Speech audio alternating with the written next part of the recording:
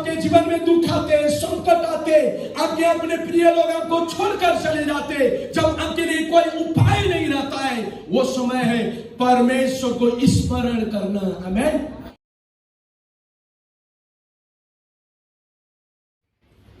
आइए आज का वचन मनन करेंगे। नीति वचन उसका 3 अध्याय, उसका 5 और 6 पद आप लोग खोलेंगे, मैं आपके लिए पढ़ूंगा और मैं आगे बढ़ूंगा। नीति वचन उसका 3 अध्याय, उसका 5 और 6। यहां पे इस प्रकार लिखा हुआ है, तो अपनी समझ का सहारा न लेना, वरन संपूर्ण मन से यहोवा पर भरोसा रखना, उसी को स्मरण करके सब काम करना, तब वह तेरे लिए सीधा मार्ग निकालेगा। एक बार फिर से पढ़ेंगे।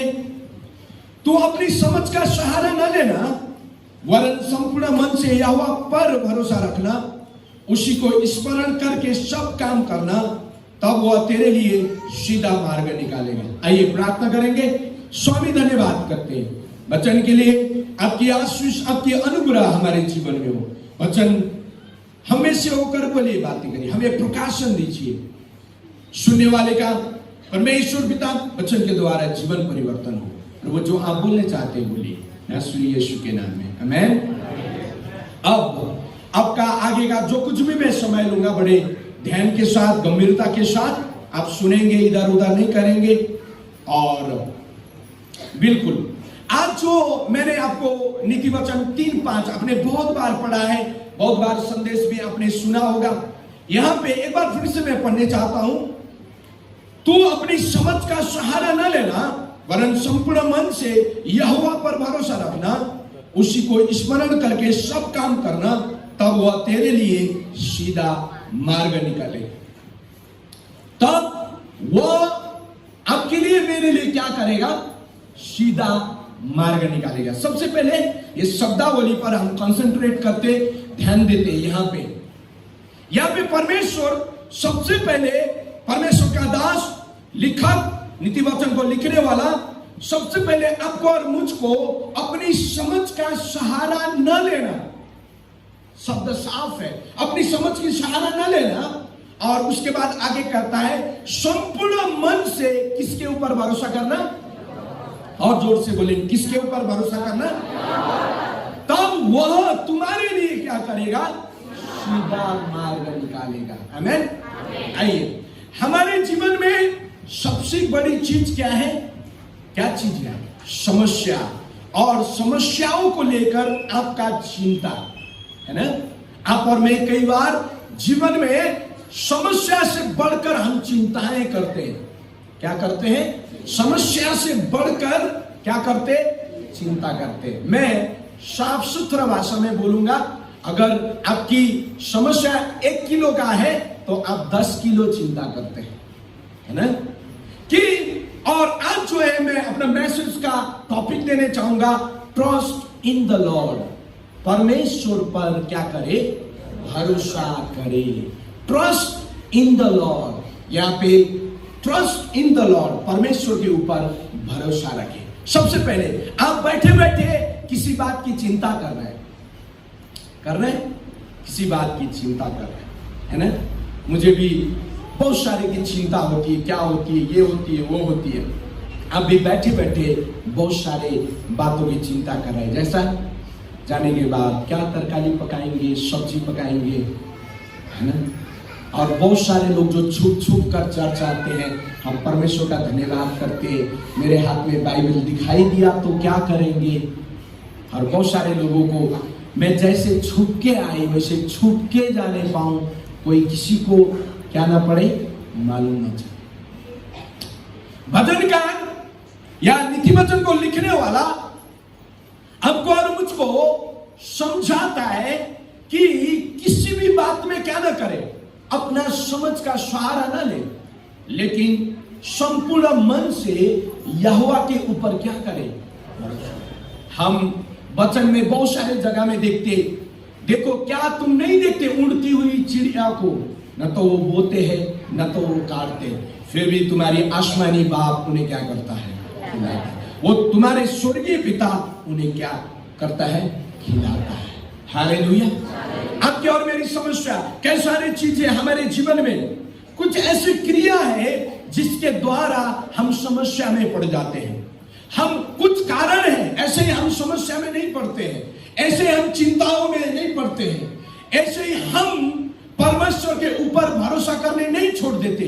कुछ कारण है, कुछ रीजन है, आपको मालूम हो ना हो, लेकिन उनकी वजहों से आप क्या करते हैं? चिंता करते हैं। जैसे सबसे पहला point, we are self sufficient.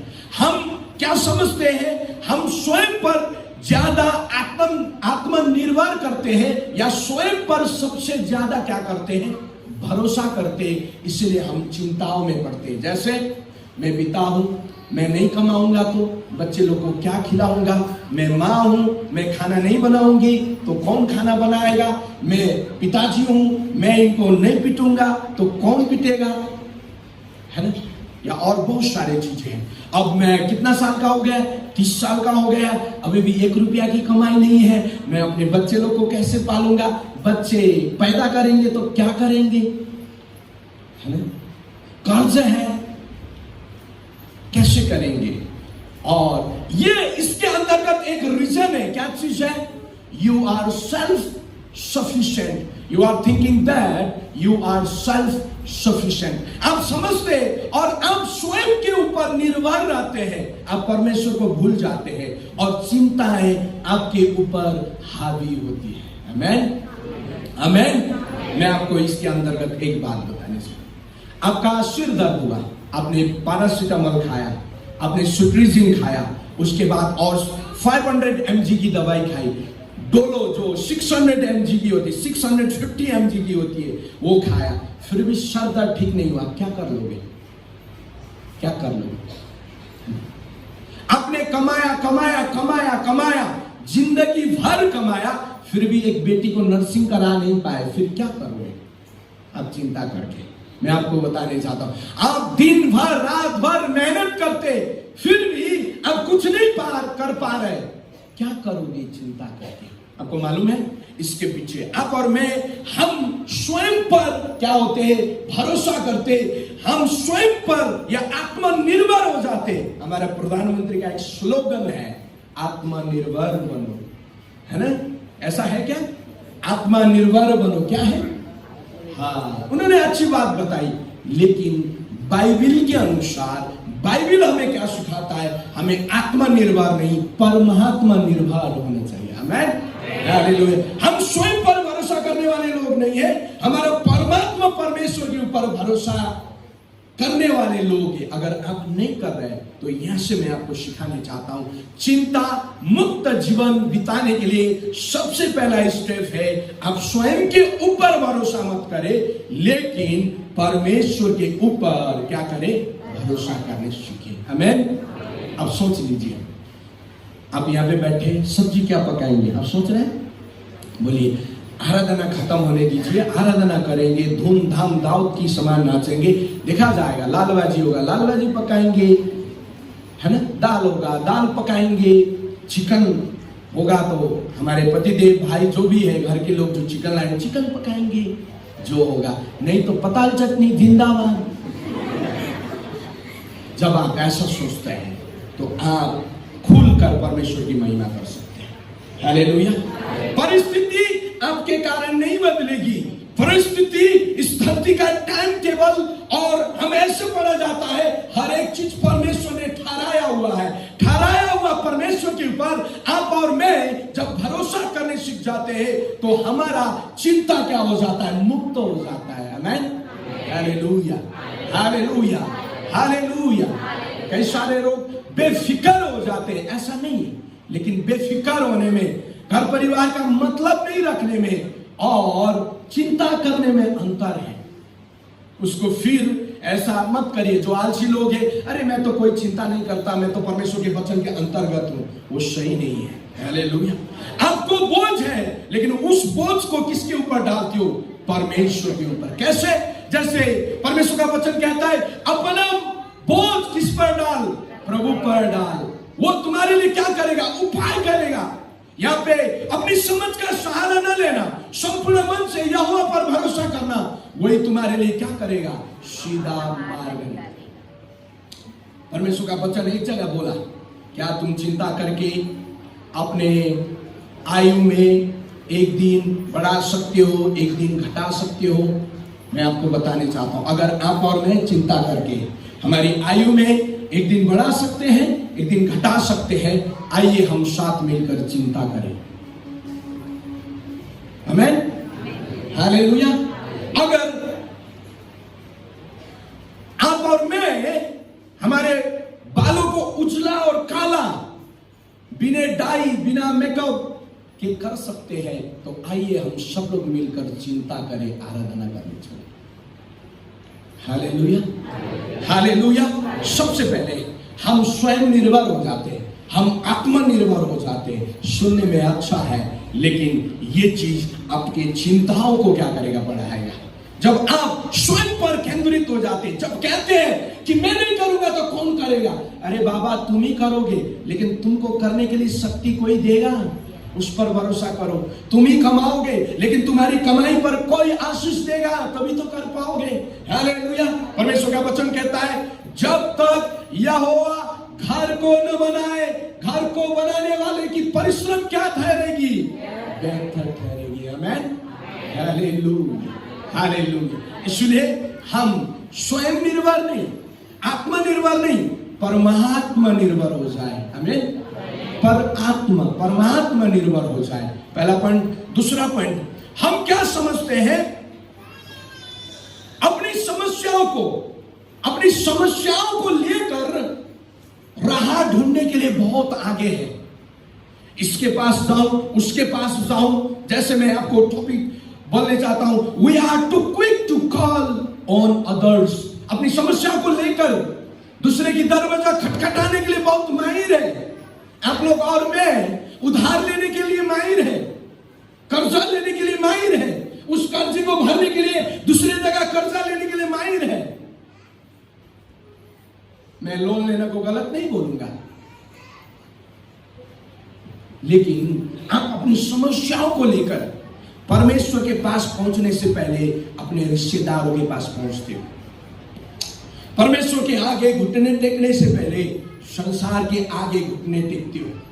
खुद परमेश्वर की उपस्थिति में बैठकर उस समस्या का समाधान ढूंढने छोड़कर हम यहां जाए, वहां जाए, उसके पास जाए, मामा के पास जाए, चाचा के पास जाए, चाची के पास जाए, पास्टर साहब के पास जाए, ऐसा हो जाता है। हम अपनी समस्याओं को लेकर दूसरे के बाद बड़े जल्दी, जैसे समस्या टपकी वैसे आप दूसरे के घर में टपक जाते हो। वो क्या है, उसकी वजह से। और आप जिसके ऊपर भरोसा करते हो, अगर वहां से आपकी आवश्यकता पूरी नहीं हुई, तो बहुत सारे आप और मैं चिंता में बिखरने का कारण भी वही है। जिसके ऊपर भरोसा करते हो, आशा लगाते हो, जिनसे उम्मीद लगाते हो, वहां से आपकी उम्मीदें पूरी नहीं होती है, वहां से आपकी समस्याएं समाधान नहीं होती है और आप चिंतित हो जाते हो, फ्रस्ट्रेट हो जाते हो। दूसरा पॉइंट, हम अपनी समस्याओं को लेकर दूसरे के पास न जाए, हम अपनी चिंताओं को लेकर दूसरे के पास न जाए, हम अपनी समस्या और चिंता को लेकर परमेश्वर के पास जाए। परमेश्वर की उपस्थिति में सारे समस्याओं का समाधान है। आमीन, हालेलुया। आप बीमार हो, बैगा के पास जाने की आवश्यकता नहीं है। अगर थक गए हो, अगर आपका इलाज छत्तीसगढ़ के लोग फूक-फाक करने वाले लोग ठीक नहीं कर पाए, आपको उड़ीसा जाने की आवश्यकता नहीं है। मेरा परमेश्वर आपको चंगाई और छुटकारा दे सकता है। हालेलुया। आपको अपनी समस्या, बीमारी, तकलीफ, चिंताओं को लेकर दर बदर भटकने की जरूरत नहीं है। आप अशांति में है, चिंता करने की जरूरत नहीं है। आप दुख में है, चिंता करने की जरूरत नहीं है। मेरा प्रभु यीशु मसीह ने आपके शांति के लिए क्या किया, वो तारना उसके ऊपर तारना पड़ी, उसके सर के ऊपर कांटों का मुकुट क्या किया गया, पहनाया गया, उसको तारना पड़ी ताकि आप शांति पाओ। वो स्वयं शांति का राजकुमार है। दुनिया जो शांति नहीं दे सकती है, लेकिन परमेश्वर आपको शांति दे सकता है। हालेलुया। इसके साथ साथ मैं और आगे बताने चाहता हूं, आपको चिंता होगी, मैं कब चंगा होऊंगा, आपको चिंता होगा मैं कब छुटकारा पाऊंगा। मैं आपको बताने चाहता हूं, मेरा परमेश्वर ने आपके चंगाई के लिए 39 कोड़े अपने पीठ में खाई है। उसके घाव के द्वारा हम चंगाई पा सकते हैं। वचन कहता है उसके कोड़े खाए जाने से हमने क्या पाई है, चंगाई पाई। हम वापस आते हैं, हम सबसे पहले स्वयं निर्भर नहीं, परमेश्वर के ऊपर निर्भर रहने वाले, हम आत्मनिर्भर नहीं परमात्मा निर्भर होने वाले लोग बनने पाए। हम अपनी समस्याओं को लेकर दौड़ते भागते कूदते चप्पल छोड़कर और लोगों के घर दरवाजे में नहीं, लेकिन परमेश्वर के भवन में आए, परमेश्वर की उपस्थिति में आए। आमेन, हालेलुया, हालेलुया। तीसरा चीज, हम समझते हैं चिंता का, समस्या का सबसे बड़ा जड़ क्या है। हम समझते हैं कि हम परमेश्वर से बहुत दूर हैं। हम क्या समझते हैं, परमेश्वर से बहुत दूर है और इसकी वजह से अब चिंता करते हैं। मैं परमेश्वर के पास जाऊंगा तो भी परमेश्वर मेरी कैसे सुनेगा, मैं पापी हूं, मैं तो प्रार्थना नहीं करती हूं, मैं तो परमेश्वर को नहीं मानती हूं। मैं आपको बता देना चाहता हूं, सुसमाचार की पत्री में परमेश्वर ने कहा कि मैं भलो चंगों के लिए वैद्यों की आवश्यकता नहीं, परंतु बीमारों के लिए होती है। मैं धर्मियों के लिए नहीं, परंतु मैं पापियों के लिए आया। हालेलुया। आप समझते हैं मैं सबसे बड़ा गुनाहगार हूं, जैसे पौलुस कहता है मैं सबसे बड़ा गुनाहगार हूं और मैं अनुग्रह के योग्य भी नहीं, फिर भी परमेश्वर ने मुझ पापी पर क्या किया, अनुग्रह किया। मैं आपको बता देना चाहता हूं, आपको लगता है मैं परमेश्वर से दूर हूं, आज वो समय है परमेश्वर के करीब आने का। आमेन। He is waiting for you, वो आपका इंतजार कर रहे हैं, वो आपके घुटने टिकते हुए देखने चाहता है, वो आपके होठों को खोलकर परमेश्वर से प्रार्थना करते हुए सुनने चाहता है। वो चाहता है परमेश्वर आप अपनी समस्या और चिंताओं को लेकर परमेश्वर के पास आए। वो धर्मियों के लिए नहीं आया, वो आपके और मेरे जैसे पापियों के लिए आया। आप और मेरे जैसे बीमारियों के लिए आया, आप और मैं जैसे त्यागे हुए तिरस्कृत लोगों के लिए परमेश्वर आया। आमेन, हालेलुया। फिर आपको क्यों लगता है परमेश्वर मुझसे क्या है, दूर है। परमेश्वर जब आप बुलाते हो, परमेश्वर की ओर जब कदम को बढ़ाते हो, परमेश्वर आपकी ओर भी कदम को बढ़ाता है। याकूब की पत्री इस प्रकार कहता है। आमेन। इसलिए कोई भी आपको परमेश्वर ने अपने स्वरूप और समानता में बनाया, परमेश्वर ने आपको उसके साथ संगति करने के लिए बनाया, आपको परमेश्वर उसके सहभागिता में परमेश्वर ने बनाया, परमेश्वर ने आपको अपने स्वरूप और समानता में बनाया, आपके साथ संगति रखे। फिर आप क्यों समझते हो कि मैं परमेश्वर से क्या हूं, दूर।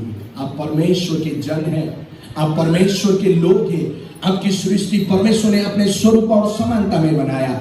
फिर आपको और मुझको क्यों मैं परमेश्वर से दूर हूं बोलने की आवश्यकता है। Hallelujah, hallelujah, hallelujah. जब बरतुल्मै जो अंधा भिखारी था चिल्ला रहा था, हे दाऊद की संतान मुझ पर दया कर, मुझ पर दया कर, चेले लोग ने हटा दिया। चेले लोग ने कहा शांत रहो। मैं आपको बता देना चाहता हूं, अगर परमेश्वर को कहती हो हे दाऊद की संतान मुझ पर दया कर, चाहे हो सकता है आपके साथ कलीसिया में बैठने वाले लोग आपको तुच्छ समझते होंगे, हो सकता है आपके मोहल्ले वाले जो कलीसिया आते हैं आपको तुच्छ समझते होंगे, लेकिन आपके हृदय को जानने वाला परमेश्वर आपकी तकलीफ को, समस्या को जानता है। बस आपको इतना आवश्यक है कि कहे हे दाऊद की संतान मुझ पर दया कर, हे दाऊद की संतान मुझ पर दया कर। हालेलुया। एक वचन और आपको जोड़ने चाहता हूं, परमेश्वर का वचन कहता है वो तुम्हारे शत्रु और तुम्हारे खेत दोनों में क्या करता है, मेहा बरसाता है। परमेश्वर किसी का पेंशन नहीं है, परमेश्वर इस सारे पृथ्वी के लोगों का है, चाहे वो पापी हो, चाहे वो तुच्छ हो, चाहे उसको कोई पूछता है नहीं पूछता है। मैं आपको आज उत्साहित करने चाहता हूं, कोई आपको पहचानता है नहीं पहचानता है, कोई आपको बुलाता है नहीं बुलाता है, मेरे प्रियो आज मेरा प्रभु मेरा परमेश्वर यीशु मसीह आपको पुकारता है। हालेलुया। चिंताओं में रहने की आवश्यकता नहीं, बीमारी में रहने की आवश्यकता नहीं, तकलीफों में रहने की आवश्यकता नहीं, गरीबी में रहने की आवश्यकता नहीं, और अंधेपन में रहने की आवश्यकता नहीं। बस आवश्यकता है कि आप, हे दाऊद की संतान, मुझ पर दया कर बोल के पुकारे। आमीन। एक बार जोरदार ताली बजाए परमेश्वर को।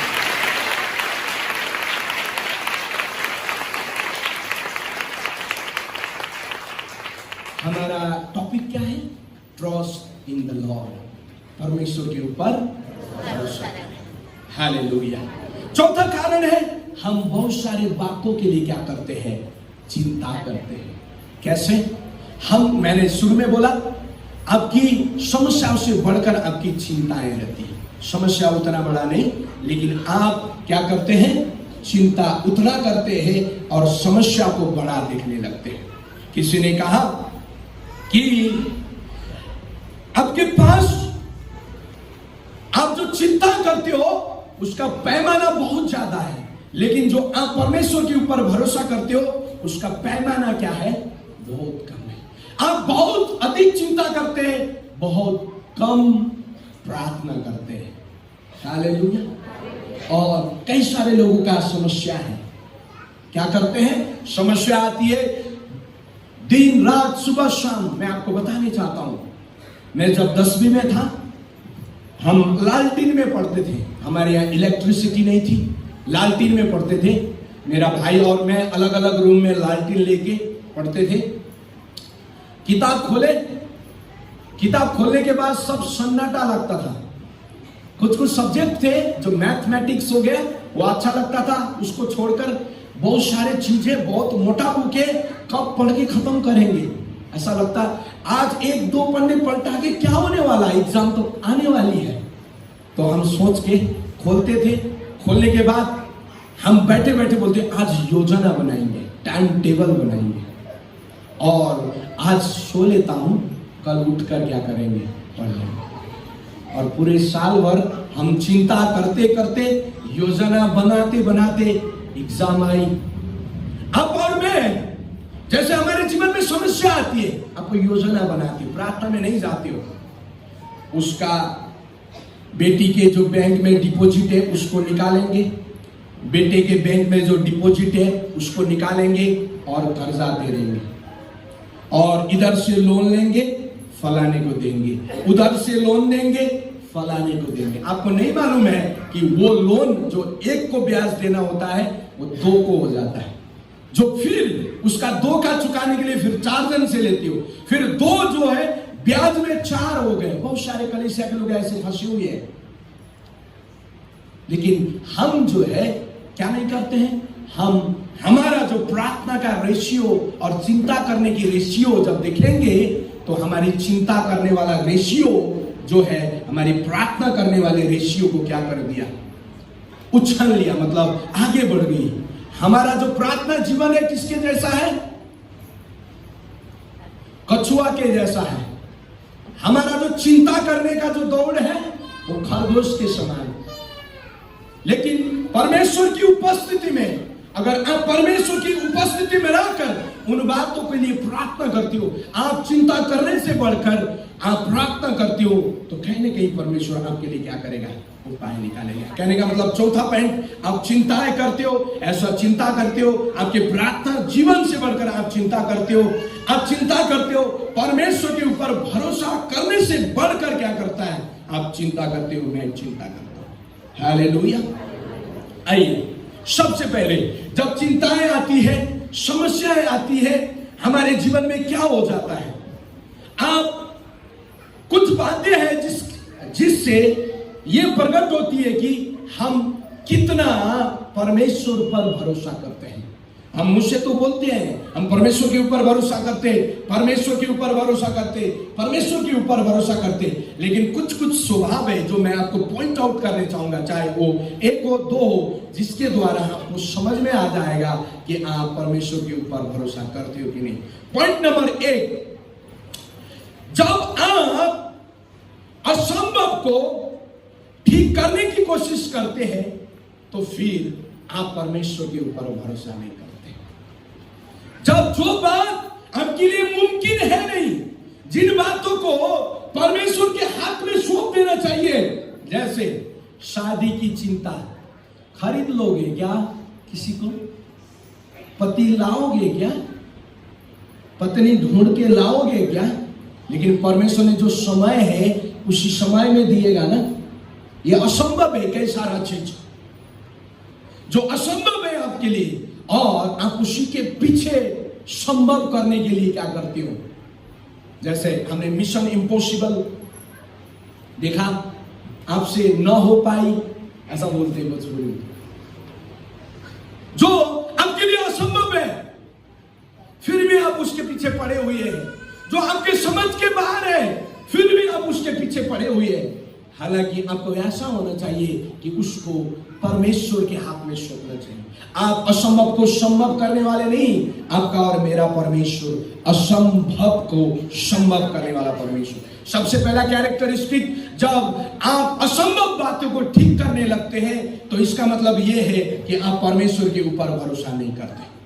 Hallelujah, hallelujah, hallelujah. आप अपनी बीमारियों को लेकर दुनिया भर में परमेश्वर के मानने वाले लोग को यह बातें ठीक नहीं है, फूक फाक के पीछे, झाड़ फूक के पीछे भागते हो तो आप और समस्या में पड़ जाते हो। इससे बदौलत आपको और मुझको होना चाहिए कि हम अपनी बीमारियों को परमेश्वर के हाथ में सौंपे और प्रार्थना करें। हालेलुया। आइए दूसरा बात हम देखते हैं, जब आप चिंता करने की चुनाव करते हैं, यहां पे इस प्रकार लिखा हुआ है, when you choose to worry you do not trust। जब आप चिंता करने की चुनाव करते हैं किसी भी बातों के लिए तो आप परमेश्वर के ऊपर भरोसा नहीं करते। अपने भविष्य के लिए, अपने नौकरी के लिए, अपने स्वास्थ्य के लिए, अपनी आमदनी के लिए जब आप चिंता करने शुरू करते तो उसका मतलब यह है कि आप परमेश्वर के ऊपर भरोसा नहीं करते। एक आत्मिक व्यक्ति को देखना, वो ज्यादा बातें नहीं बोलता है। जैसे पौलुस आपको और मुझको सिखाता है, हर एक बातें प्रार्थना, निवेदन, विनती के साथ परमेश्वर के सामने धन्यवाद के साथ क्या किया जाए, लाया जाए। हालेलुया। मसीहों के लिए चिंता मुक्त जीवन बिताने के लिए और एक आनंदमय जीवन बिताने के लिए एक ही उपाय है कि हम क्या करें, चिंताओं को छोड़े। उन चिंताओं को छोड़े तो किसको दे? वो परमेश्वर को दे। आइए हम और वापस चलते हैं, फिर इन बातों को छोड़कर कुछ बातें बताने चाहते हैं। आप अय्यूब की पुस्तक आपने पढ़ा है, अय्यूब के जीवन में क्या हुआ? जब पहला अध्याय आप पढ़ते हैं तो वहां पे कोई अपने अय्यूब के बेटे बेटियों को खत्म हो गए बोल के उस संदेश लेके आते। उनके कितने बेटे बेटी थे? लगभग 10 बेटे बेटियां थे, और वो बेटी बेटियां क्या हो गए? खत्म हो गए पहला चैप्टर में। और दूसरा चैप्टर में, पहले चैप्टर में उसके बेटे बेटी खत्म हो गए, उसके गाय बैल जो भी ऊंट घोड़े थे वो सब कुछ क्या हो गए?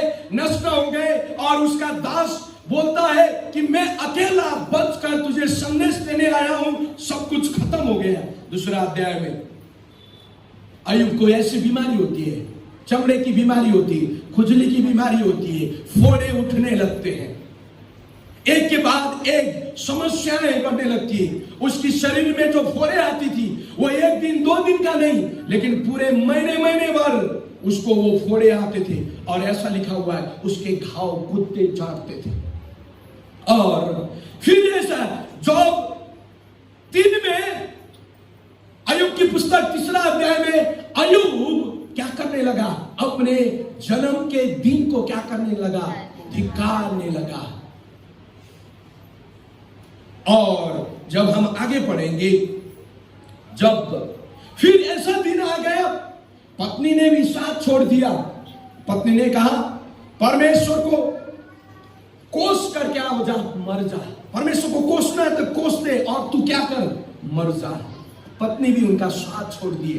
और उनके दोस्त लोग क्या करते? उसको समझाने आते और कहते तूने कोई और तेरे बेटे बेटियों ने कोई पाप किया होगा इसलिए ऐसा आया होगा।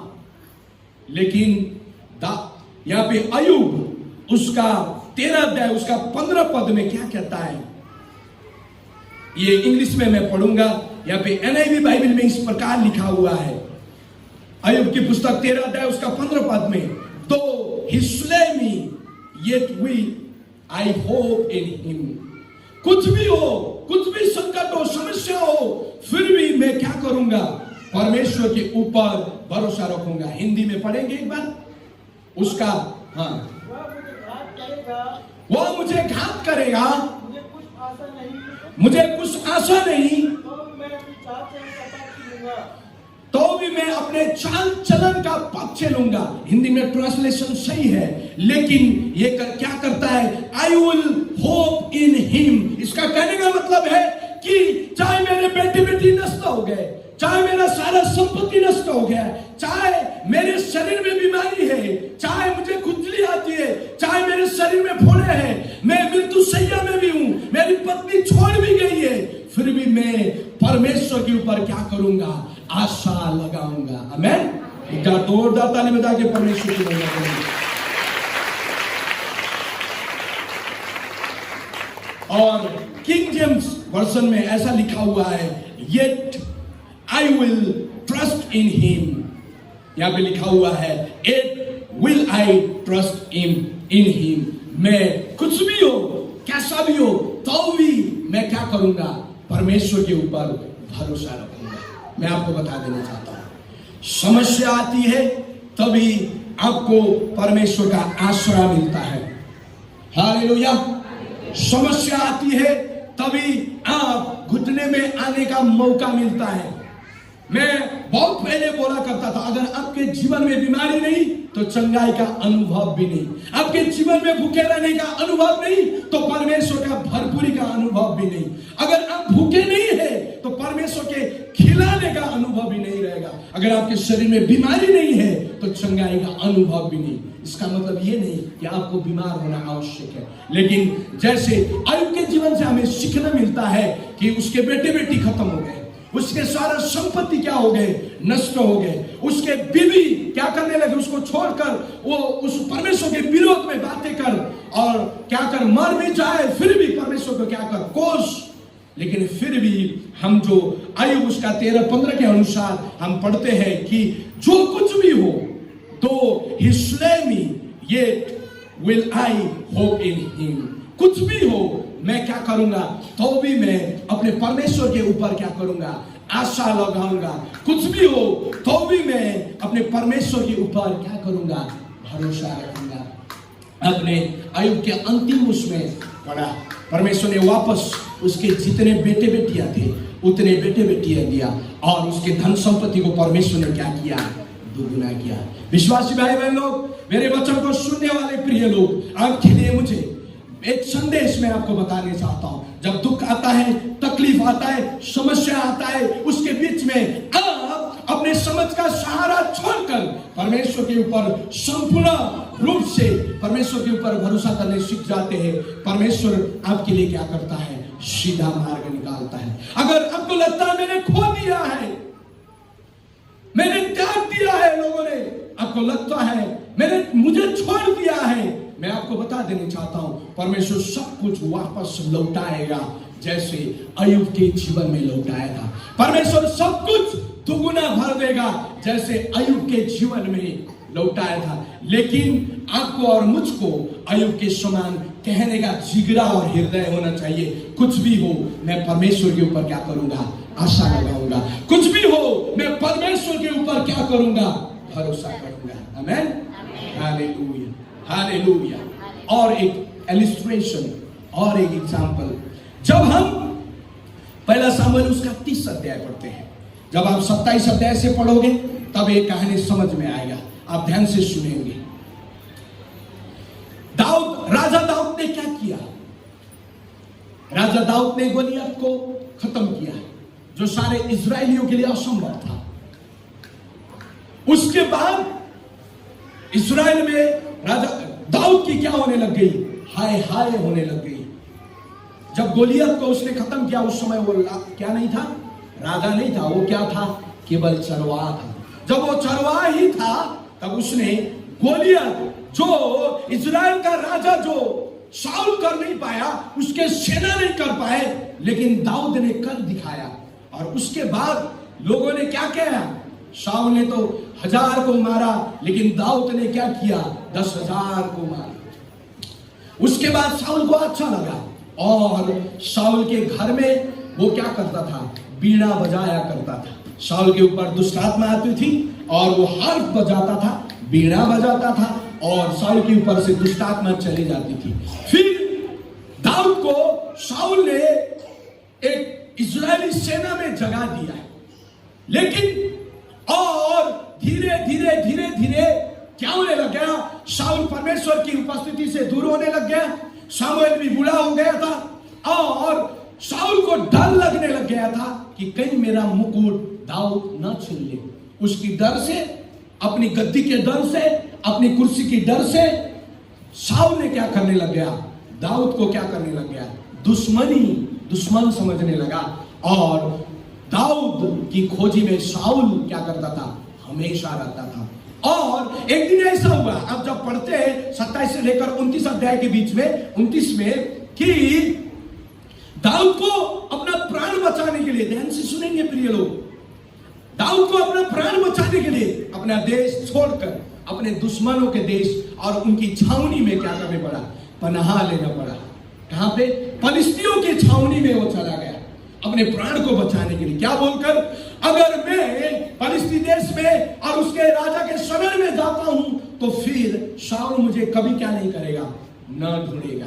और मैं आपको बता देना चाहता हूं, शाऊल फिर फिलिस्तियों, दाऊद जो है फिलिस्तियों की ओर से होकर फिलिस्तियों के दुश्मनों के साथ क्या करने लगा? लड़ने लगा और उसने विजय भी हासिल की। एक दिन ऐसा हुआ कि फिलिस्तियों ने इजराइल के ऊपर क्या करने लगे? योजना बनाया, हम इजराइल के ऊपर क्या करेंगे? चढ़ाई करेंगे और इजराइल के साथ क्या करेंगे?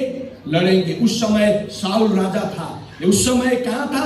दाऊद कहां पे था? फिलिस्तियों के देश में। जो फिलिस्ती लोग जो इजराइल के ऊपर लड़ाई करने की योजना बना रहे थे, उस समय फिलिस्तियों के साथ राजा दाऊद भी था और वो लड़ाई के लिए जाने के लिए भी क्या हो गया था?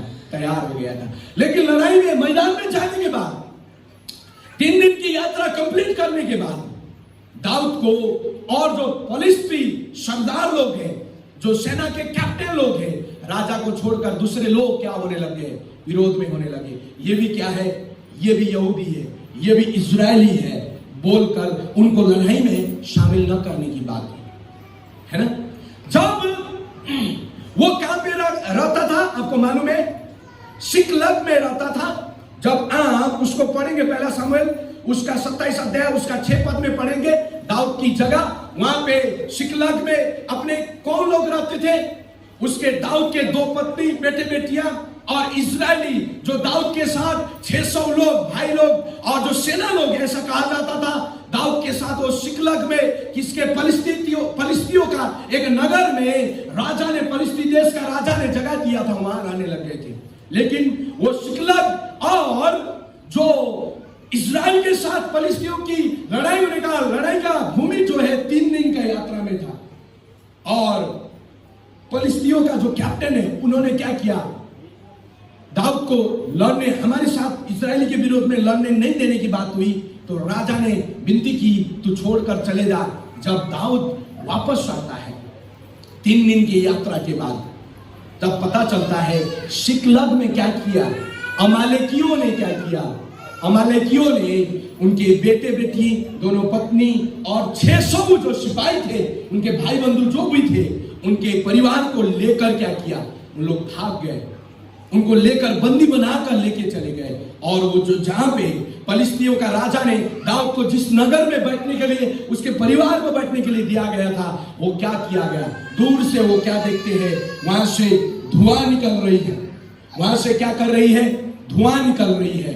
तब वो दौड़ते दौड़ते भागते वो सिकलग में आते हैं और वहां पे जब आप पढ़ते हैं तो वहां पे इस प्रकार लिखा हुआ है कि दाऊद, जब 29 अध्याय में जब आप पढ़ते, 30 अध्याय में जब आप पढ़ते हैं, दाऊद ऐसे रोने लगा, दाऊद के साथ उनके संगी ऐसे रोने लगे कि उनके अब रोने के लिए क्या नहीं है? उनके पास आंसू नहीं। Hallelujah, hallelujah.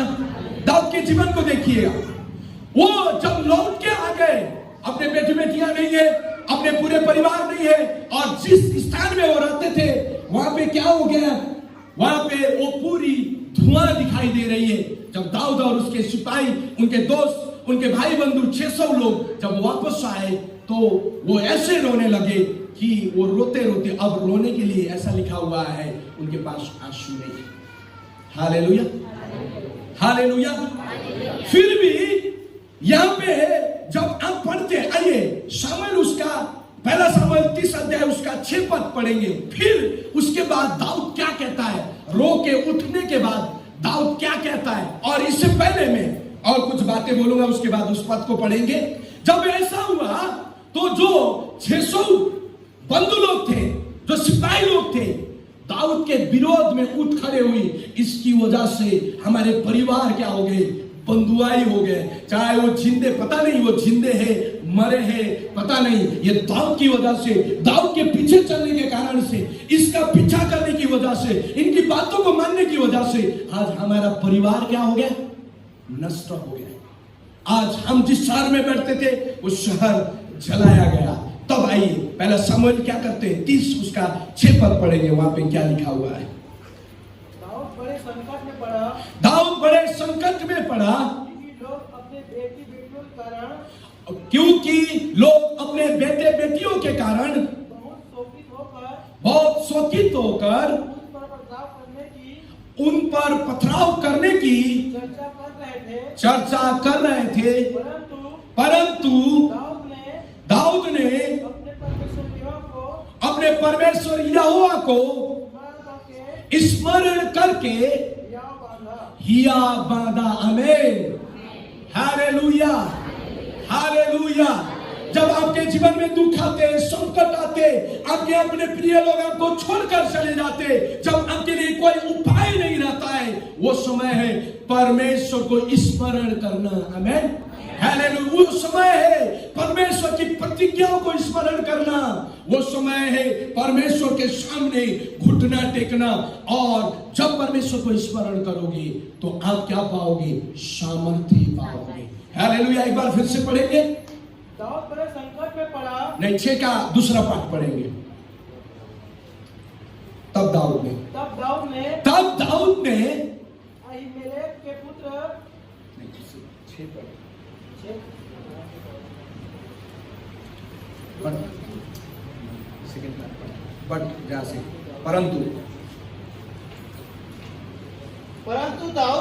परंतु दाऊद ने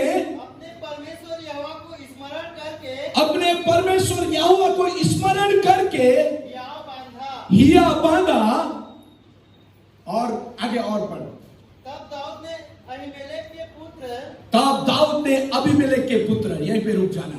आपको मालूम है जब शाऊल से बचने के लिए जिन 600 लोगों ने उनका साथ दिया था, अब ये छावनी जब जलाई गई, जब उनके बेटे बेटियां कैप्टिव बंदी बनाकर अमालेकियों ने लेके चले गए, तब जो उनके संसार इज़राइल से फलिस्ती देश में आ गए थे, दाऊद का साथ देने के लिए आ गए थे, उनके संरक्षण के लिए आए थे, अब भी उन्होंने अंदर ही अंदर इसके ऊपर पथराव करने की क्या की, कोशिश की। और वहां पे ऐसा लिखा हुआ है कि वो इतना चिंता में पड़ गया था कि वो क्या हो गया, डिप्रेशन में चला गया था। इंग्लिश बाइबल में जब पढ़ेंगे तो वो दाऊद डिप्रेशन में चला गया था। और तब यहाँ पे लिखा हुआ है 6 का दूसरे भाग में, 30 का 6 पद उसका दूसरा भाग में, दाऊद ने परमेश्वर को स्मरण करके क्या पाया, हिया पाया।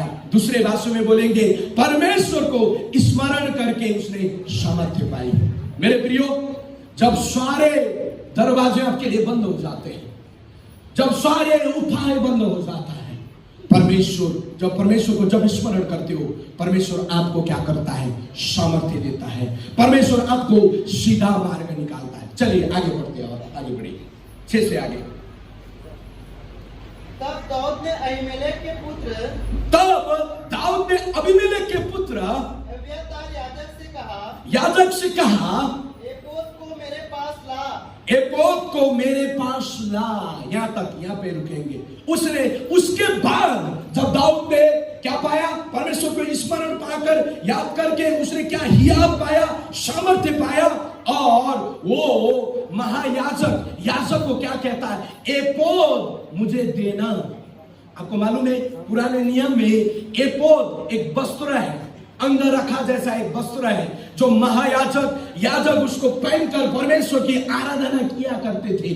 और वही एपोद जिसके द्वारा, जो वस्त्र परमेश्वर की महिमा के लिए पहनकर परमेश्वर की महिमा की जाती थी, परमेश्वर को जो वस्त्र पहनकर परमेश्वर की आराधना किया करते थे याजक लोग, दाऊद अब क्या करता है, उस एपोद को मांगता है और उसको पहनकर परमेश्वर की क्या करता है, आराधना करता है। आमीन। जब समस्या में आते हैं मेरे प्रियो, आपके लिए एक ही उपाय है।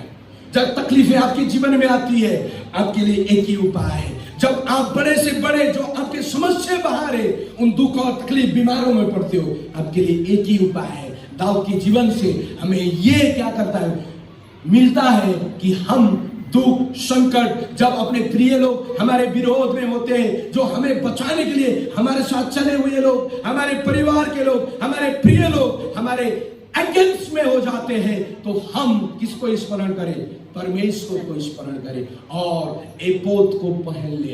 एपोद मतलब उसका मतलब होता है वो आराधना को दर्शाता है। जब चिंताओं में होते हो, घुटना टेक कर प्रार्थना करें। जब आपको लगता है ये समस्या बाहर हो रही है, अब घुटना टेक कर परमेश्वर की आराधना करिए। जब आपको लगता है मेरा भविष्य क्या होगा, अब घुटना टेक कर प्रार्थना करिए। आपको लगता है मेरा भविष्य, मेरे बच्चों का भविष्य क्या होगा, मैं क्या खाऊंगा, मैं क्या पीऊंगा, दाऊद की नहीं, आपको एपोद लेकर क्या करना चाहिए, परमेश्वर की आराधना। एपोद मतलब आराधना को दर्शाता है। मैं आपको उत्साहित करने जाता हूं, शायद संसार के पास आपका बीमारी का इलाज नहीं होगा मेरे प्रियो, चाहे संसार के पास आपकी गरीबी का हल नहीं होगा, लेकिन मैं आपको आज हियाव देने चाहता हूं, उत्साहित करने चाहता हूं। परमेश्वर के आराधना में क्या है, चंगाई है। परमेश्वर की उपस्थिति में आराधना में क्या है, छुटकारा है। परमेश्वर की उपस्थिति में आपके सारे समस्याओं का समाधान है। आए जब कभी भी संकट आता है, दुख आता है, समस्याएं आता है, घुटने टेके परमेश्वर की आराधना करें। आइए आगे बढ़ेंगे। तब एब्यातार एपोद को दाऊद के पास ले आया। आमीन। और आगे, और दाऊद ने यहोवा से पूछा, तब दाऊद ने यहोवा से पूछा, क्या मैं इस दल का पीछा करूं? क्या मैं इस दल का पीछा करूं? क्या उसको जा पकड़ूंगा? क्या मैं उसको जा पकड़ूंगा? उसने उससे कहा, पीछा कर, क्योंकि तू निश्चय उसको पकड़ेगा। तो क्योंकि तू निश्चय उसको पकड़ेगा। आइए यहाँ पे सुनते हैं। यहाँ पे जब ऐसी बातें हुई, नगर जलाए गए, उनके 600 सिपाही उनके विरोध में उठ खड़े हुए और दाऊद राजा बड़े चिंताओं में, संकट में आ गया और डिप्रेशन में चला गया और उसने परमेश्वर का स्मरण किया और उसने सामर्थ्य पाई और महायाजक से एपोद मांग कर परमेश्वर की आराधना करने लगा। और वहां पे परमेश्वर को पूछने लगा, क्या मैं इस दल का पीछा करूं या नहीं? आप अपनी समस्या में इसलिए पड़ते हो, आप परमेश्वर को पूछते नहीं हो क्या करना चाहिए। परमेश्वर, मुझे इस रास्ता जाना चाहिए, नहीं जाना चाहिए, मेरी बुद्धि ये कहती है, लेकिन परमेश्वर तो जो आत्मा है, तू मेरे हृदय में वास करता है। महिमा की आशा जो मसीह यीशु है, तुम्हारे हृदय में वास करता है, मेरे हृदय में वास करने वाला परमेश्वर। और मैं क्या करूं, कैसे करूं? समस्या के बीच में आपने कभी परमेश्वर को पूछा? आप इसलिए समस्या में, आप इसलिए तकलीफ में हो, आप कुछ काम करने से पहले परमेश्वर को नहीं पूछते हो, कुछ काम करने से पहले परमेश्वर को जगह नहीं देते हो, इसलिए समस्याएं आती है। लेकिन दाऊद उनका अमालेकियों का पीछा करने से पहले पूछता है, जिन्होंने मेरे बेटे बेटियां, बच्चे, मेरे दोस्त के परिवार, मेरे सेनाओं के परिवार को लेके गया, क्या मैं उनका पीछा करूं या नहीं करूं? आराधना के बाद आपके पास जवाब होती है। जब परमेश्वर के चरण में घुटने टेकते हैं, परमेश्वर की महिमा करते हैं, प्रशंसा करते हैं, आराधना में आपका सवालों का जवाब है।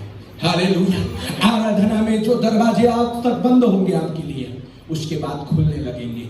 जो आराधना, आप आराधना से पहले जो परमेश्वर की आवाज नहीं सुनते थे होंगे, आराधना के पास बाद परमेश्वर की आवाज सुन पाएंगे। हालेलुया। उनके लिए भी जवाब है। हालेलुया। जो परमेश्वर की आवाज नहीं सुनाई देता है, मैं आपको बताने चाहता हूं, आज के बाद हृदय की गहराई और सच्चाई के साथ परमेश्वर की आराधना करने लगे, परमेश्वर आपसे बातें करेगा।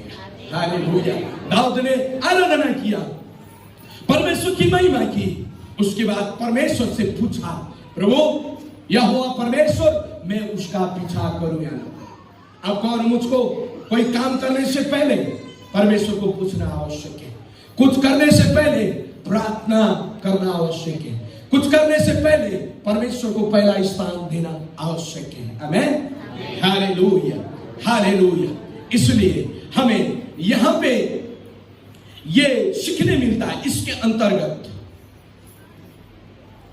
हम फिर इन समस्याओं से पार होने के लिए क्या करें? हमने दाऊद की कहानी सुना, क्या करें? वर्शिप इन दिस स्ट्रेस, संकट के समय में परमेश्वर की क्या करें? आराधना करें। हालेलुया। हमने दाऊद के जीवन से सुना, कुछ भी हो परमेश्वर के ऊपर आशा लगाए, कुछ भी हो परमेश्वर के ऊपर भरोसा करें। आपका समस्या, आपकी बीमारी, आपकी समस्या, तकलीफ है, चाहे कितनी भी बड़ी हो, फिर भी आपका परमेश्वर उससे भी बड़ा है। आमेन। हालेलुया। हालेलुया। हालेलुया। और यहाँ पे इस दाऊद के जीवन से, उसकी आराधना से आपको और मुझको सीखने मिलता है, जब हम आराधना करते हैं हमें समस्या के ऊपर जयवंत होने के लिए हियाव मिलती है। आमेन।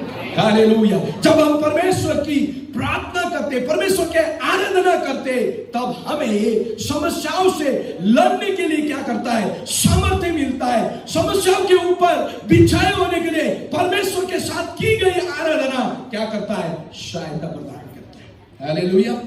एक छोटा सा आपका अनुभव, मेरा नहीं। अब चिंताओं में तभी पड़ती हो जब परमेश्वर की उपस्थिति में नहीं जाते हो। आपको गुस्सा तभी आने लगता है जब वचन नहीं पढ़ती हो।